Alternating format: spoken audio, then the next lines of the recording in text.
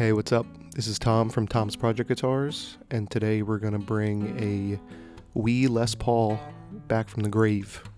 I bought this Wii Les Paul off of eBay. Everything was working. Guy said he tested it. The buttons work. The only thing that doesn't work is the whammy. It just doesn't spring back up. And that's fine. I'm used to that. I had to fix mine back in the day with a rubber band. So that's fine. The D-pad, or the joystick, was also cracked, but I'm not worried about that. But the color on the faceplate is insane.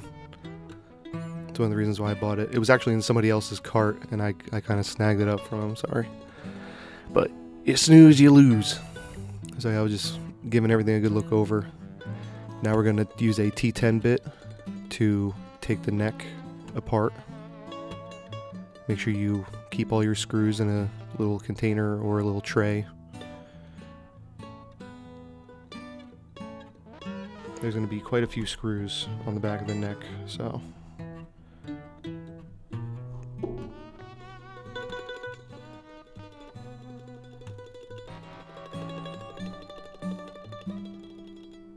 there's going to be 9 T10 screws.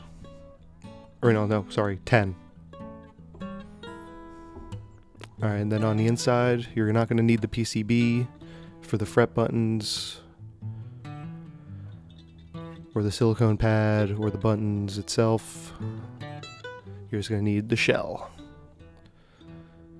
So now that the neck is done, you're going to get all your parts that you don't need. Get another container for them, just put them to the side. Now we're going to move on to disassembling the body. There's going to be 9 T10 screws on the back, and 4 PH1 Phillips screws near the neck pocket. You're probably going to need a narrow shaft screwdriver for the front, just because my giant, Milwaukee screwdriver wouldn't fit in. Luckily it just fit for all the T10 screws.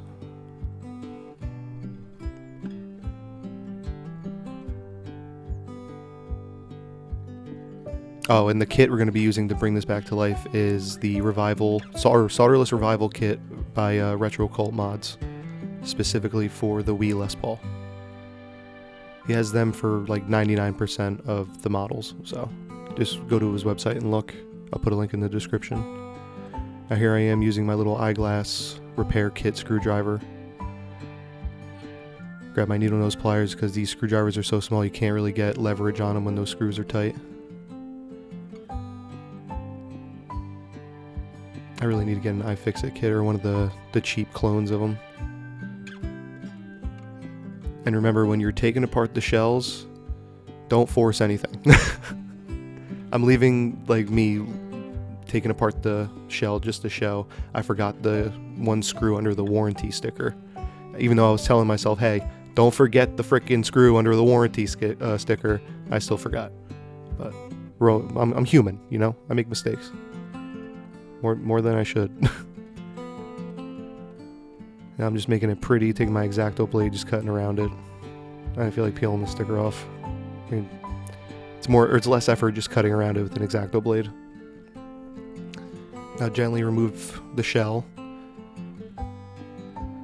Here's what it looks like on the inside. My whammy is broken, so don't, there's a little tab that's broken. But now we're going to take out all the circuit boards, because we don't need to use any of them. Everything on the internals is being replaced, except for the whammy, or some parts of the whammy we're going to use.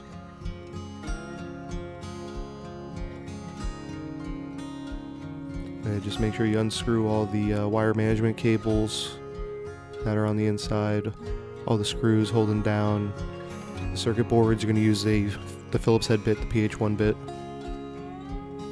Take out the RJ11 port, the start select, the joystick, and there'll be 4 corner screws that you need to take off to remove the whole strum board system. 4 screws, 1 at each corner. Those are the only ones you need to take apart to get everything out. Now be gentle when you're taking out the whammy, you don't want to break anything. Alright, yeah, these brackets, here's where I kind of panicked. I didn't know if they had an orientation. The left one had a 0, right one had a 1 on it. So I just wanted to make sure. Take out the strum assembly, take out the start select buttons. I was making sure I have everything in here. Now the whole body is disassembled. Now I'm just going to take a brush and get out all like the loose debris on the inside. This one was relatively clean on the inside. Some parts had some dust, but it's fine. Now I'm taking a paper towel with some isopropyl alcohol and cleaning off everything as much as I can. There are some smudges on the faceplate I wanted to get off, just, you know, from storage use. But it was also, you know, eBay sellers typically don't clean the stuff that they resell. They just see money and flip it. But yeah, that's another story. So yeah, now I'm just, you know, wiping everything down, making sure everything is clean, getting every crevice I can. You don't need to go this crazy, but I would recommend doing so because, you know, this is technically like a kid's game controller, so, and kids are kind of gross. Like they got Cheeto fingers and, you know, there's Fruit Loop dust everywhere. Everything smells like Cheerios. So yeah, just make sure you clean everything. Take a Q-tip with some alcohol. Get in the crevice where the body's, you know, sandwiched together, because that's where a lot of grime builds up, as you can see. The Cheeto dust is real. Now I'm just taking a Q-tip, making sure I get every little spot that I can of, you know, parts that were exposed to the elements where dust can accumulate. Now moving on to the fretboard, I'm cleaning every single fret slot for the buttons so that there's no resistance when I put in the new fret buttons. Everything's clean, there's no grime, no, you know, anything. Just plastic on plastic, baby.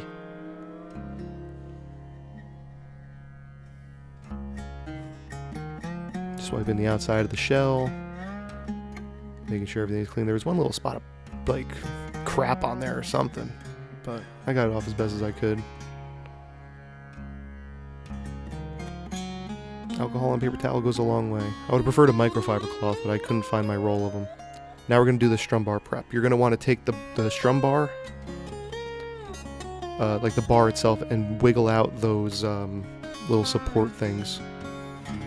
And then take either your fingernails, I don't have any, so I'd use a feeler gauge, and pull out these little rubber stopper, like, what do they call them? I don't know, just like little feet, little dampener feet. Now here's where I'm showing the whammy assembly. The last piece I put down you're not going to need, but every other piece you will need. Now I'm just making sure I have everything. These are all the stuff, this is all the stuff you're going to need. And here's where I'm showing that broken tab. Usually it bends off at a 90-degree angle. Remove the stock silicone pads on the start and select board, you will need those. And the joystick top. And now all of that you're not going to need, so put it all aside, put it in a baggie, label it. Never going to need that again. That's everything you'll need. Now I'm cleaning the strum bar. The bar itself, there was some rust on it, so I took some isopropyl alcohol, gave it a quick little swap down as much as I can. And then since I have it, I decided I'm going to use a tiny dab of 3-in-1 oil on a paper towel just to get the final little just crap off of it. As you can see, there's still some shit on it. And there you go. Clean strum bar. Next, you're going to take a dry Q-tip and wipe off the carbon pads on the silicone. Just make sure there's, you know, no debris on it. These are really clean. And now these little grommet washer things for the strum bar. Same thing, isopropyl alcohol, just giving it a clean.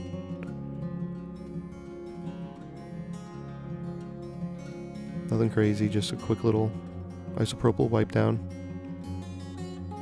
And then you're also going to do the same with the little rubber pads.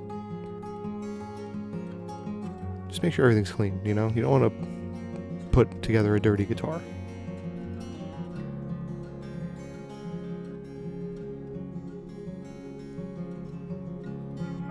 Now I'm going to clean the joystick top. I cleaned everything, by the way, with alcohol. I just cut out a lot of it because it's, you know, it's nonsense.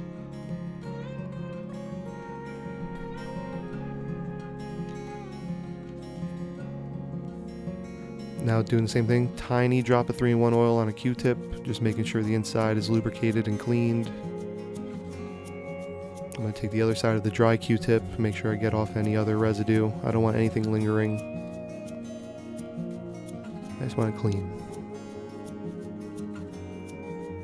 That's everything cleaned up. Now we're going to move on to the RetroCultMods Solderless Revival Kit for the Wii Les Paul.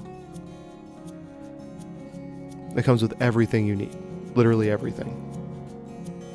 I know I'm speed running through this, but you'll see.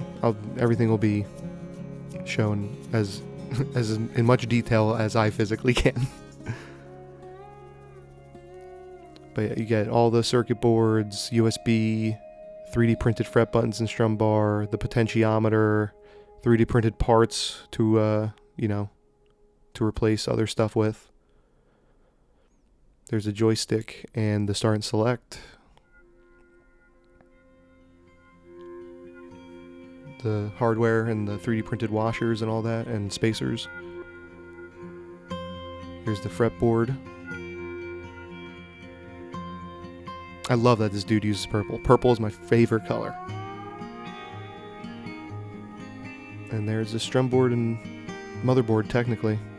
I guess every other board is like a daughter board. I don't know, I'm not really electronics whiz. But yeah, now I'm just pulling out all the stuff I need for the Strumbar Prep. Put a little lube that comes with it onto a Q-tip. You don't need much. Put a little dab right there. Do the same for the other piece. And now I'm going to insert these little washer spacer things. And you're going to want the strum bar to spin freely. Put the little rubber dampeners in. Doesn't matter which way. Now I'm testing the fit of the strum bar. There's going to be a left and right wiggle room that you're going to need to put some shims in. So I started with one on each side, because you want a stable strum bar. Just removing that little extra piece that was hanging off. You're going to put it on the thing and push it into the strum bar itself. Give it a wiggle back and forth. This was a little too stiff. I felt some resistance, so I decided to take one washer out. And you can, you know, you can have them be offset. It's not a big deal. Having one washer was perfectly fine. I like that. It felt good. Ugh, felt good. Now we're going to be installing the strum bar. First, we're going to put these little 3D printed spacers into the top of the switches. And you'll see, it barely pokes out, like maybe like 12 thousandths of an inch, maybe 20 thousandths of an inch, maybe 30 thousandths tops, but that little bit really matters. You don't want a loose wiggly strum bar. So just make sure you install everything. Now here's where I was watching an old revival kit from I think like 2 years ago on RetroCultMods channel, where you had to use washers, the 3D printed washers, to use for the motherboard / strum board. And apparently nowadays you don't need them. But I still kept mine in, and I just rolled with it. It's already installed, it's not giving me any problems, I'm just gonna leave it. But just make sure, like, you don't need to put the 3D printed spacers in here. And see, here's where I'm like unscrewing the one rectangular washer. It's supposed to be on the bottom right for the old versions of these boards. So I just moved it up there, put a circular washer in its place. But remember, you don't need to do this. That's another reason why I'm making this, because I was like, we need a 2026 update on this stuff. And now you take the silicone pads, push them into the holes of the start select board and pull them through. Insert the buttons. Don't force them, they'll go in one way, just keep turning it till it falls in. Take 2 long screws from the kit, screw them in. And you're going to want to have the select button towards the strum bar. There's a little spacer in one of the connections. Not a spacer, but like a protector thing. But you take the red wire that's included in the kit, plug it into the start select board, and you plug it into the spot on the motherboard where it says select or start. Now we're moving on to the joystick board. Put the joystick cap on and put 3 screws in. It will have a spot on the board where it says up, so make sure it's facing up in the right orientation. And make sure you don't go too crazy screwing these screws in, because you're screwing into plastic. Be gentle, just finger tight where it's not going anywhere. You don't need to Andre the Giant Hulk strength your way through it. You're going to take the blue cable, plug it into the port that's on the right side of the board, and plug it into the spot that says Joy on the motherboard. Next, we're moving on to the USB port. You're going to take 2 long screws, thread it through. I recommend don't full send these screws all the way like I did. Keep them at half. Maybe you offset them a little bit so you can screw on the next part. That's going to go on a lot easier. It's basically going to be like a shroud that goes over the USB port and keeps it nice and locked in. You'll see. This is a really nice touch.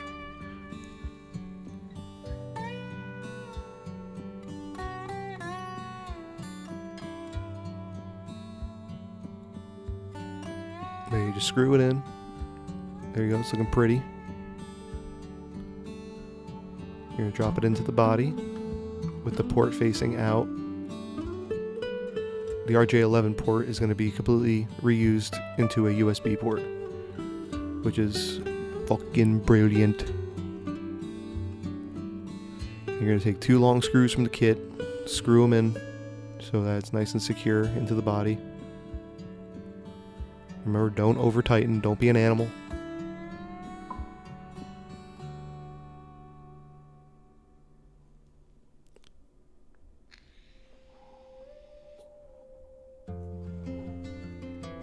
And you're going to take the yellow cable that's included in the kit and plug it into the USB port that's labeled on the motherboard. Now we're moving on to the Whammy assembly. I'll put a video in the description that will show you how to do this a lot better, because I kind of miss out on some spots. And right there is where the black tab would fit in between the 2 white spots. Kind of like suspends the spring mechanism in place, because mine's all loosey-goosey because the tab's missing. But yeah, you have to orientate it a certain way, and it also depends on where your potentiometer is. So there'll be a left and right label on each of these 3D printed parts. My potentiometer is on the left side, so I'm going to use the parts labeled left.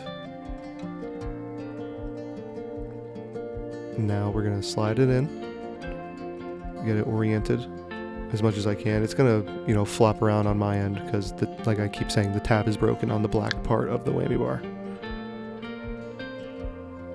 And now you're going to want to have the potentiometer flat spot of the shaft facing up when you put it through. And it may take a little wiggling, you may have to pull some parts out to get it fitting, but it's fine. And now this last part basically locks it all in. You're going to want to slide it so where that tab is over the spring right now, but we're going to take a small flathead and just move that spring out of the way and push the black piece down so that the tab is now under the spring. And then we're going to take the wire and plug it into the whammy part of the motherboard. I had some of these clips left over from I think wire management for like my PC or something a few years ago. So I'm just reusing some of them. I'm also using the wire management clip things from that were stock in this board or in this guitar. And you want to make sure there's no tension on the connections. You want it to be loosey-goosey on each side. You want it to have some slack so that it's not, causing any issues. Now next we're moving on to the Auth cable. We're going to plug it into the port and then just route it through where the Wii cable would be. Put down the wire management thingy thing. Make sure there's no tension on the wire. And that's basically it. Put the strap buttons back in. And we're done with the body. Next, we're going to take that tube of lube and put it in every single fret hole at every contact point. But don't overdo it, just a little bit. Little goes a long way. Now we're going to take the white wires, plug it into the RGB port on each board, including fret 1 and fret 2. It'll be 3 connections. And they're all clearly labeled. Like you can't mess this up. Unless you're blind. Then you're going to install the fret circuit board. You're going to use 2 long screws from the kit.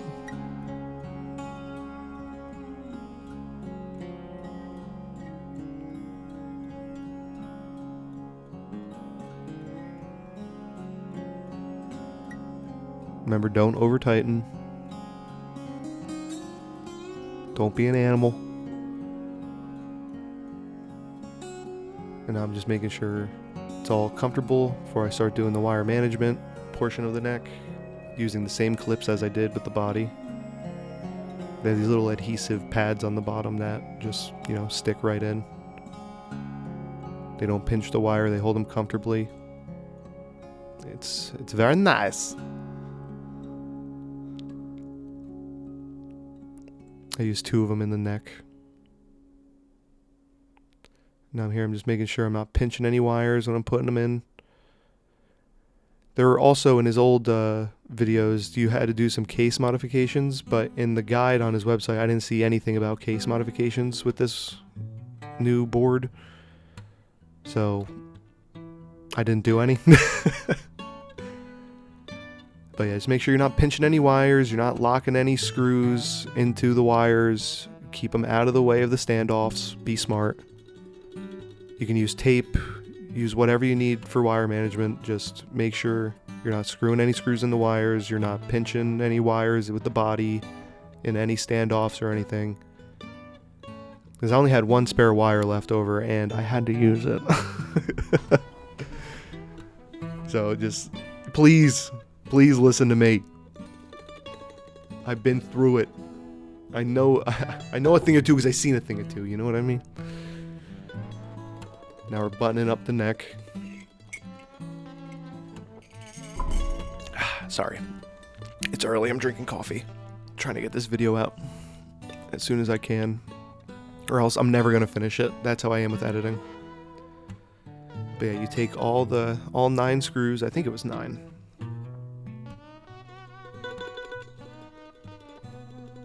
Yeah, the 9 T10 screws. And remember, the neck is no longer removable after this mod. If you remove the neck, you're going to break wires. I promise you. Now here's where I should have moved the neck wires, the fret wires out of the way, because it got pinched in a standoff.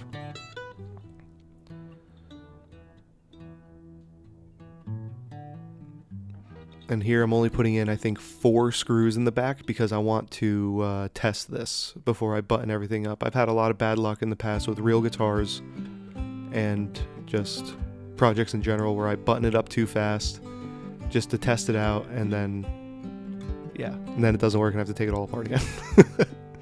And also, be smart. Put the faceplate on before you put the neck into its pocket, please. Now, one final thing I'm going to do to this guitar is I'm going to wipe down the back of the headstock with some alcohol. Make sure I dry it off nice with a clean paper towel. And we're going to throw the RetroCultMods sticker onto the back of the headstock. Now, to prevent air bubbles, I'm just going to take the backing of the sticker and just rub it all over. It's not perfectly centered, but it's close enough. I don't really care. Looks great. Alright, I'm going to try to do this without my interface taking a crap on me like it has been. You're going to want to plug in the guitar with the USB. Sorry you can't really see, my mic is in the way. My camera setup is not ideal. But you're going to plug in the guitar. You're going to go to the RetroCultMods website. Hit download programming tool. Programming tool. You'll have Windows, Mac, and Linux. Download what you have. Right now I have Windows, so I would click Windows. But I already have it. So I'm going to open it. The RetroCultMods programming tool. Give it a sec, it'll load. Now you'll see Revival Kit or something similar. If you don't, unplug and plug it back in. And then you're going to hit Configure. I'm not going to go through everything, but I will show you how to calibrate your whammy and your tilt. So you're going to want to hit the drop down arrow. And you're going to want to hit Calibrate. Now first, it's going to tell you to leave the whammy at a resting position, so you don't touch it, and then you hit Next. When you hit Next, it's going to tell you to press the whammy all the way down, and while holding all the way down, you're going to hit Next, and then let go, and then for the final calibration, you're going to want to put just an ever so slight downward pressure on the strum bar, so that the whammy isn't, whammying when it's full open. So you're going to want to hold it down a little bit and then hit calibrate again. And now your whammy will be fully calibrated. Now for the tilt, you're going to want to hit the drop down arrow. And you're going to want to hold your guitar at a resting position, like a playing position. You're going to want to hit Next.